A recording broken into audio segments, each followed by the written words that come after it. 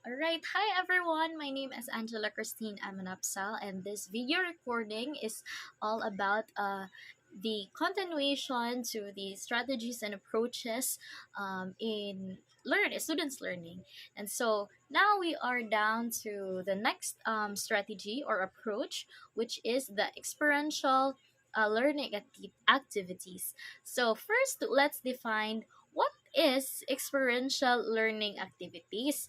No, so experiential learning activities, no, is are teaching methods that involve hands-on interactive experiences as a means of acquiring knowledge and skills. So basically, this approach is based on the idea that students learn through experiencing things, no, acquire they can acquire knowledge and skills through really experiencing, no. So there are different examples of experiential learning activities that can be implemented inside the classroom. This includes simulations, and also when we say simulations, no, um, it is an interactive exercises that allow students to experience real world scenarios in a controlled environment. Let's take for example, no, ang nursing program may use simulations to provide students with a realistic uh, clinical experience. Or when we inculcate our course, which is social studies, we can use real life situations, no, and to provide us also realistic experiences, no. So second, we have case studies, no. Of course, case studies, it is very important to us, especially we are a social studies major, no. It involves analyzing real world situations and developing solutions based on critical thinking and problem solving. Next, we also have service learning. So, service learning involves working with community organizations to address social issues and promote civic engagement. For example, a psychology class may work with a local homeless shelter to provide mental health services. So, pwedeng ang students kay mo hatag silang services to community for them to really experience how to serve the community. And also that is this activity is also a preparatory for them in the future na naana sila sa field, naana sila sa society. Next, we have the outdoor education. Now, outdoor education may include activities such as hiking, camping, and team building exercises that help students develop leadership skills and promote environmental awareness. So, one of the things or examples in outdoor education is that field trips, no? Mga field trip, they will go to example, um, museum baron or maado sila ganang bukid to explore things. Yan na. Next, we also have role playing exercises. Of course, it is very common, no, when you it is very common learning activity nga ang student mismo ang mo reenact sa um a real sige na ni real situation. Okay. Next, all right. Now, next is we have steps involved. No, the steps involved in doing or doing the experiential learning activities. Now, first we have the planning. The first step in implementing experiential learning activities is to plan the activity. Of course, because how would you implement an activity if you haven't planned it earlier? Now, next we also have a preparation. Once the activity has been planned, of course, the next step is to prepare the participants. Now, this may involve providing background information, introducing the activity and its purpose, and outlining any rules or guidance. Next, we have participation. The participation stage involves engaging in the activity itself. This may include hands on learning, problem solving, and critical thinking. Participants are encouraged to actively engage with the activity and apply their knowledge and skills. Ganun. For reflection, after the activity has been completed, participants are encouraged to reflect on their experiences. This may include group discussions, written reflections, or uh, individual reflection exercises. The last one is the evaluation. The final step of experiential learning process is evaluation. This involves assessing the effectiveness of the activity in achieving the learning objectives. Because again, no, we have to what is teaching when we don't have a goal for the students to learn, so we need to evaluate. Okay, next we have the benefits. Now, what are the benefits of this strategy? Specifically, the experiential learning activities. No, so this strategy, it offers numerous benefits, yung daghan og benefits, but this is the things that I have listed. No, because the benefits is not just for the students but also for the educators to improve the his or her way of teaching. Now, some of the key benefits are it includes increased engagement. So of course, kanang when the students are when the students is engaged in the activity, of course learning is very um, learning is guaranteed.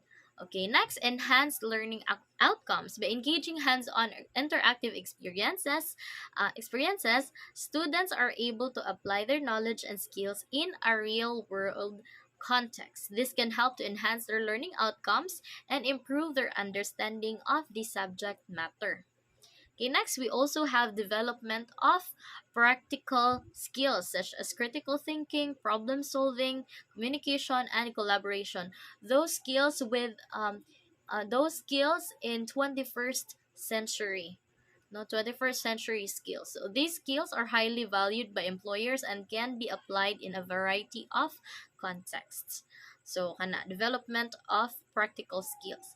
For improved retention, no, because when experiential learning activities, if it involves active engagement of the students, of course, it will improve the learning retention of the students because na-experience nila at first hand. No, and experience, no, sabi nga nila, no, experience is the best teacher, right? Okay, next we also have another benefit is a personal growth. Now, experiential learning activities can also promote personal growth and development by challenging students to step outside of their comfort zones and take on new roles and responsibilities. Not only this is for the students but also for the teacher, to have personal growth. No? Next, increase diversity and inclusivity. Experiential learning activities can be designed to promote diversity and inclusivity by providing opportunities for students from different backgrounds and perspectives to work together and learn from one another. Right? Next, we have the challenges. No, so while experiential learning activities can be highly effective, no, there are also some challenges the students and teachers are also experiencing when implementing this kind of strategy. Now, first of all, we have the time constraints. Now, experiential learning activities can be time consuming to plan because you have to make the activities wherein students will be really engaged or will be really hands-on but to experience something for them to acquire knowledge and learning. The next, we also have resource constraints. Now, depending on the type of experiential learning activity, teachers may need access to specific resources or equipment which can be difficult to obtain because of course, again, no, we don't have a lot of resources for na lang if you are in private schools where most of these private schools have really the enough resources for the students to really learn. But when you are teaching in public schools, you really need to find resources that can be easily obtained and also fit in this kind of strategy, specifically the experiential learning activities. Now, next we have the lack of structure. Experiential learning activities can be less structured than traditional classroom activities, which can be challenging for students who are used to more structured learning environment. Okay, for student buy-in, students may not initially see the value of relevance or of experiential activities, which can make it difficult to get them engaged and motivated. Student buy-in, because of course there are students that is very shy, no, they are introverts, and we need and this kind of strategies, this kind of teaching strategy is or approach is really not for them. It's for them, but it's they cannot really relate into it, because this type of strategy needs the student to be very participative, because kasi nga it is based on it's experience based.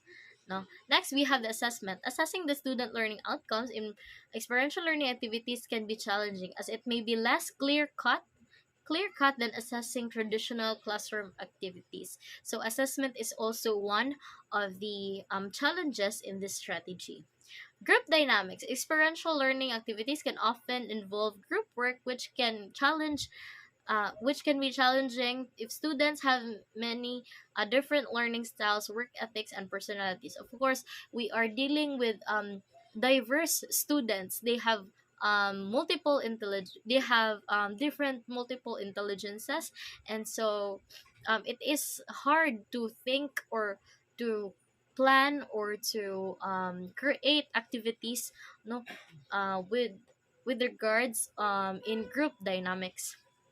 Next, safety concerns. Depending on the nature of the activity, there may be safety concerns that need to be addressed, such as the use of equipment or exposure to materials. Of course, we need, when we are inculcating or we are utilizing this strategy, which is experience based.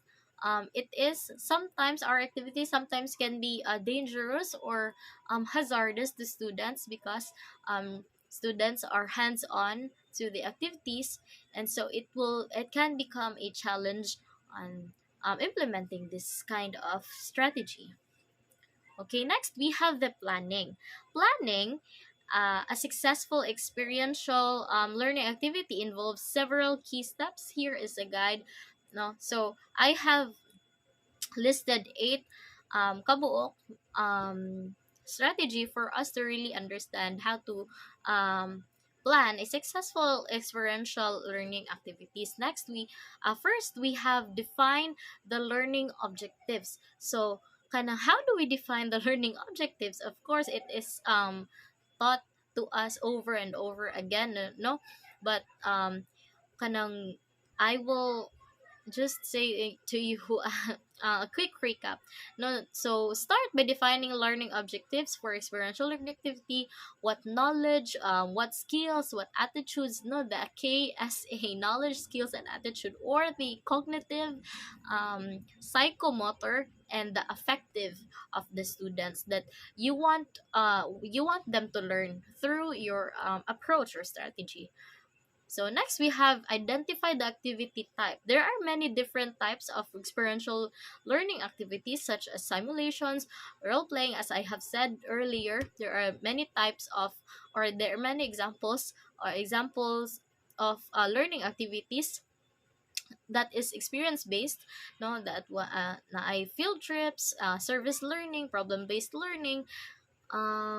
Yeah, and so you identify the activity type, choose an activity that aligns with your learning objectives and is feasible for your students in the classroom. So you need to find activities that is fit for your objectives that you have made, no? also regarding the number one.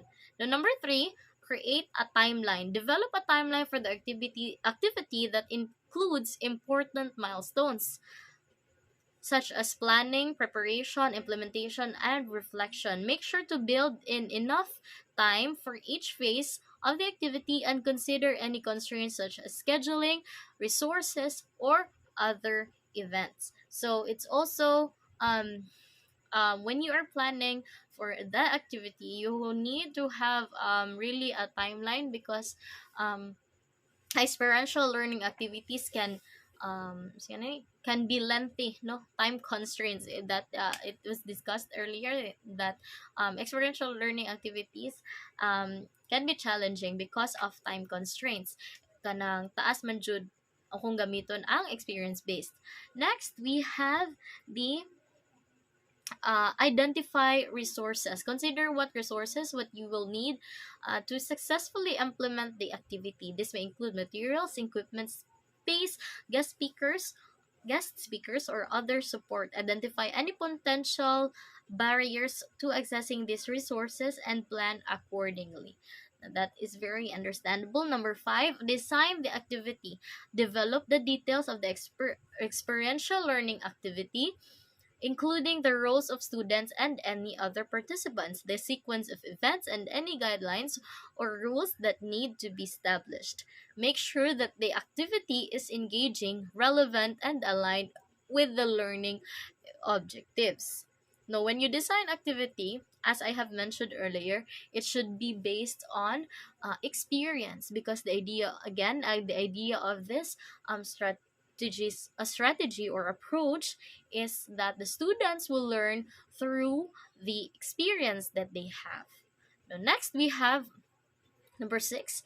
Now, communicate with students. Communicate the details of the experiential learning activity to students, including the learning objectives, timelines, and expectations, to make sure that students understand their roles and responsibilities and prepare to participate fully in the activity. So, communication is very, very important, no, for the students to know what, how, and why did they do such do the particular activity.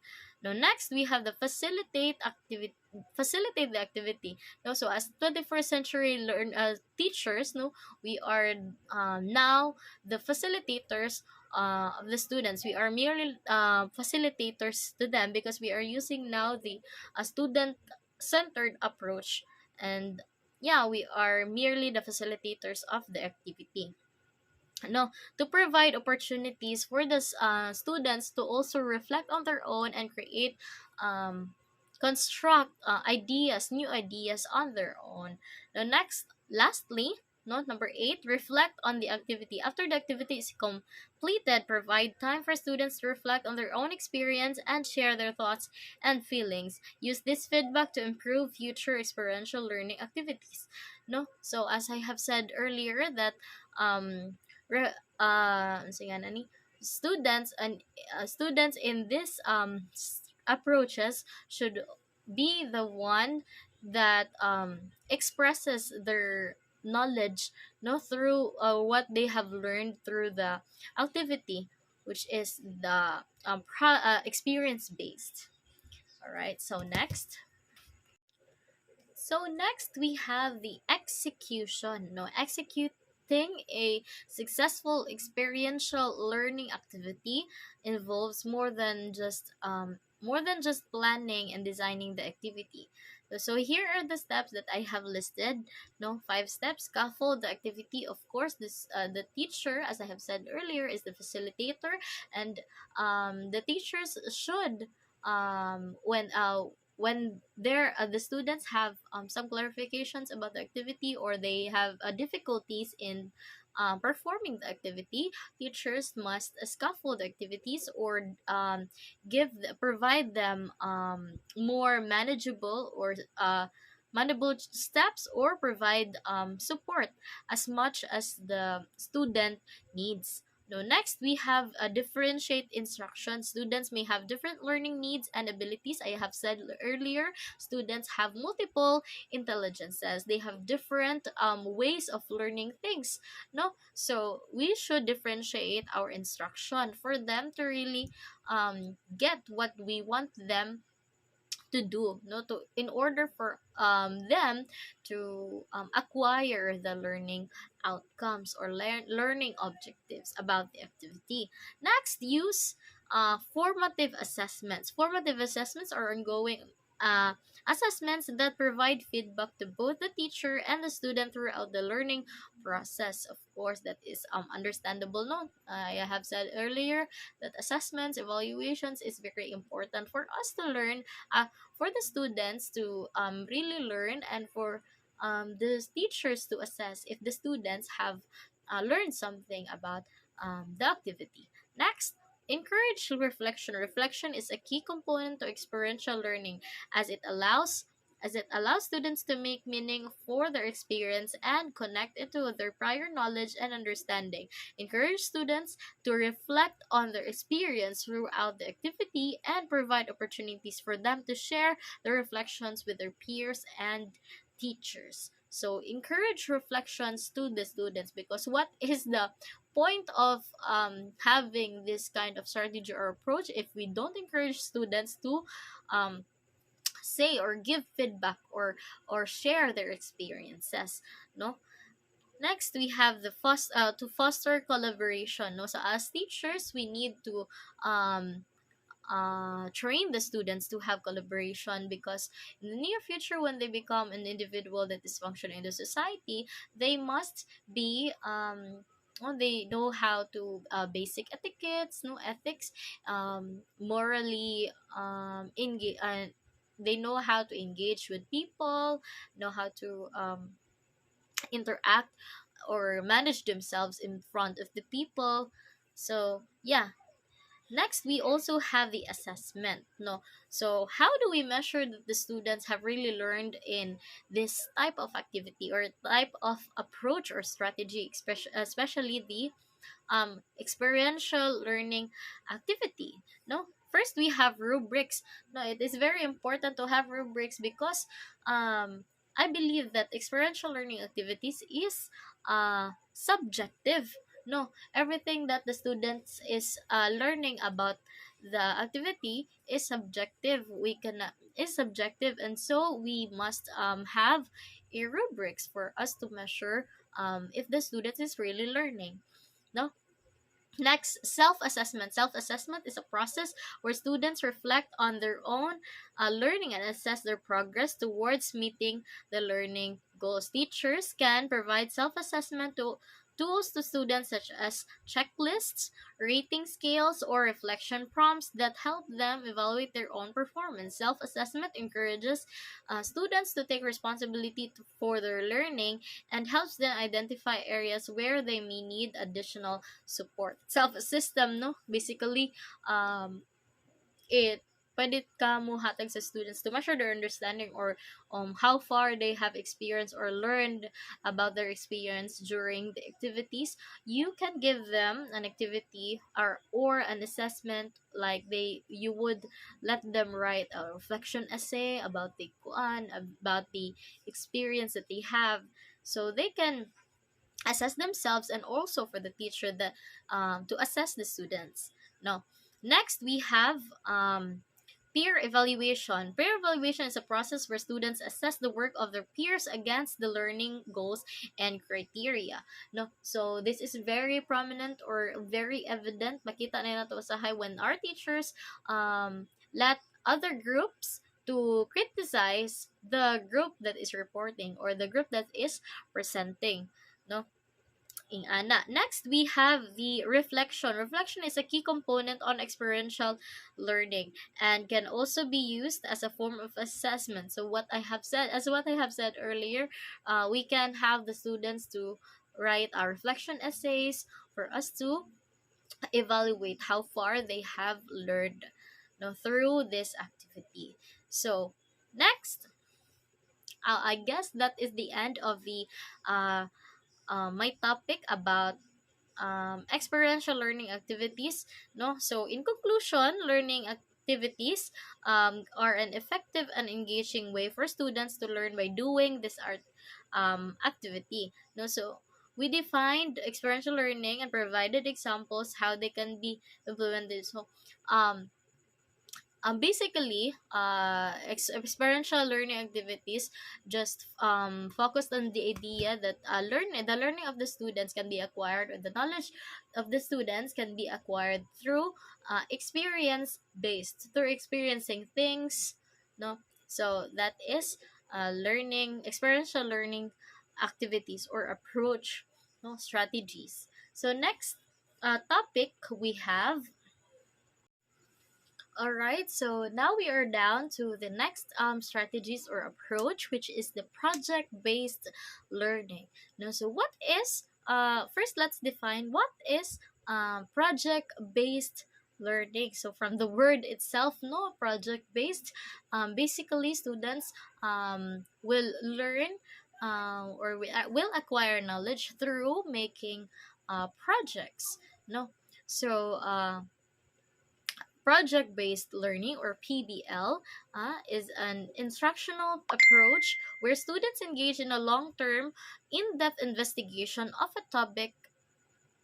problem a topic or problem. Now, students work collaboratively to design and carry out projects that address real world challenges, incorporating multiple disciplines such as science, math, social studies, and language arts. The project culminates with students presenting their findings, demonstrating their understanding of the topic and the skills they have acquired throughout the process. So that is project based learning. Now, so we have here examples of how project-based learning can be implemented in the classroom. First, we have designing a sustainable community. No, students research the principles of sustainable development and urban planning and designed a sustainable community. They use their knowledge to create a model or digital simulation for their community, including its infrastructure, transportation, energy sources, and management systems. So that is one of the example of a project-based learning. Next, we also have investigating historical events, and we have solving real-world problems. No, next we also have next we also have types of projects that can be assigned in project-based learning. So of course, again, we have design and construction projects. These projects may involve designing and building something such as bridge, robot, solar powered car. A solar powered car.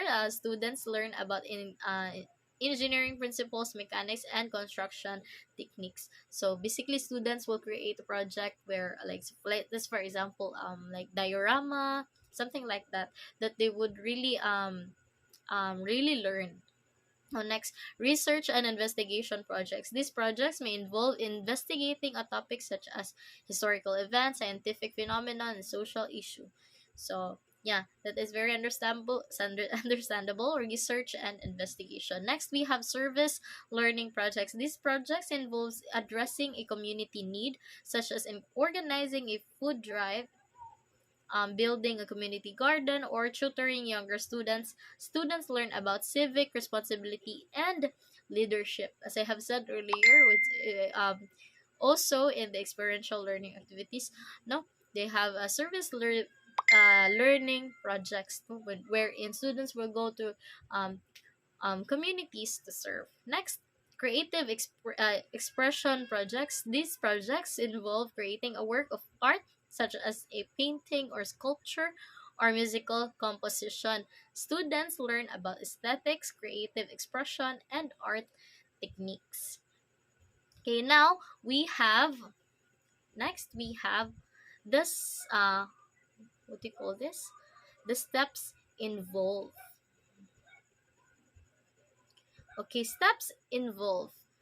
No, so again, we have a selecting project, defining the scope, planning, execution and evaluation. No, so earlier sa experiential learning, no, ang nag-start siya sa planning, but here we are starting selecting a project. The first step is selecting the project that aligns with the learning objectives and interest of the students. The project should be challenging enough to encourage critical thinking and problem solving skills, but also manageable within the available time and resources. So when you create these activities, no, problem project based learning, you have to select a project that is really thought provoking to the students. No, it stimulates their brain, no, and also resources are available. It is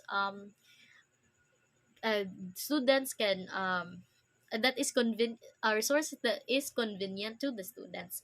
Next, we also have the defining the scope. Once the project is selected, the teacher and students define the scope of the project. This involves identifying the key concepts, skills, and knowledge. No, so that's it. Planning, of course, you have to plan during students development, uh, to ensure students development. Execution, this is where the students carry out the task outlined in the project plan. Next, we have the evaluation. Of course, evaluation will always be um, at the end of every steps for us, for the teachers to evaluate or assess the students. Next, we have the benefits. Project-based learning has numerous benefits for students, including first, increased engagement. Of course, they will be engaged because they are the one making the project. Next, critical thinking skills. In doing project, they have to use the critical thinking skills, because how would they invent or create a project if they will not really thinking through of what the concept of their project will be. Next, problem solving skills. Their problem solving skills will be enhanced, no, because they have to find solutions to their problem in building or creating their projects. Next, they will build teamwork. Of course, no, they are collaborating with their classmates, and so they will build no teamwork. Next, communication skills. They will communicate with their classmates. Their group mates, of course, and that will also be developed and a benefit to this type of um, learning or strategy. No, authentic assessment projects provide an opportunity for authentic assessment, where students are evaluated based on their ability to apply their learning to real world situations. No, when they would be assessed through authenticity. No, kanang there will be assessed through the projects on how they have inculcated or relate their learning to what they are making, to what the projects they are making. No, next we have the challenges, right? Challenges, no, so challenges is like I mean, the project based learning has many benefits, but also they have teachers also encounter challenges in implementing this kind of learning strategy. Time constraints, of course, first, because um, planning projects that can be used or utilized by the students is very time consuming, and also projects can be time consuming because it will really take time for the students to create such projects. No, they have to plan for it, prepare for it, canvas for materials, buy for materials, no, right? Number two, we have the challenge in finding appropriate projects, no, selecting projects that are both engaging and also challenging for students, no, that would really stimulate their minds. Number three, is a challenge in assessing students' performance. Project based learning can be difficult to assess, as the final product or presentation may not be only measure of students' learning. Teachers may need to develop rubrics or assessment tools to evaluate students' performance, and may also need to provide ongoing feedback and support throughout the project. Because of course, project based, when it doesn't mean that that the group has presented a nice output or nice project. It means that they are learning. It means that everyone in the group is learning, because maybe uh just one student is making that project, and the rest of the students are just pakahoy-kahoy, no. So next, we have the limited resources. Of course, making projects are very costly, and so it is a challenge for this strategy. No limited prior experience, students may not be familiar with project based learning, and also they will not be may not be so you're not exposed to making projects such as diorama, but also it is for the teachers to facilitate, no, to support their learning. Next, we have planning. No, so I have listed here 10 things, no, to how to execute this project based learning experience. So first, we have identify the learning goals or the learning outcomes. Of course, that is very important, no, para makaibalo ka ang unsay angay nga um katunon sa mga bata. Next, choose a topic. You have to choose a topic, of course. Next, we have define the scope. No, determine the scope of the project, including the size, the complexity of the project, the timeline, and the resources needed for you or for the students to um to ensure that the students can make the project. Next, we have um create a timeline. Develop a timeline for a project, including key milestones, deadlines. And this is very vital because, of course, this is to avoid um, procrastination of the students. No, we have to create a timeline. Next, develop assessment uh, tools. So like rubrics, checklist, no. So identify the resources needed for the project. Next, plan for differentiation, because again, we need to differentiate instruction so that the students would really understand or relate to what we need them to do or make for the project. Next, we have plan for reflection, a plan opportunities for students to reflect on their learning throughout the project. So we can also give them reflection essays, just like in experiential learning activities. Now next, and the last one, we have evaluate student learning. So it's a form also of assessment. Of course, it is the last thing for planning. Next, we have the execution.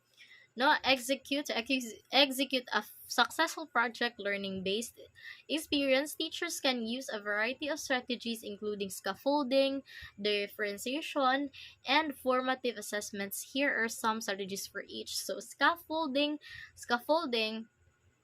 no, kana as I have said earlier, um, break the project into smaller or manageable tasks, no.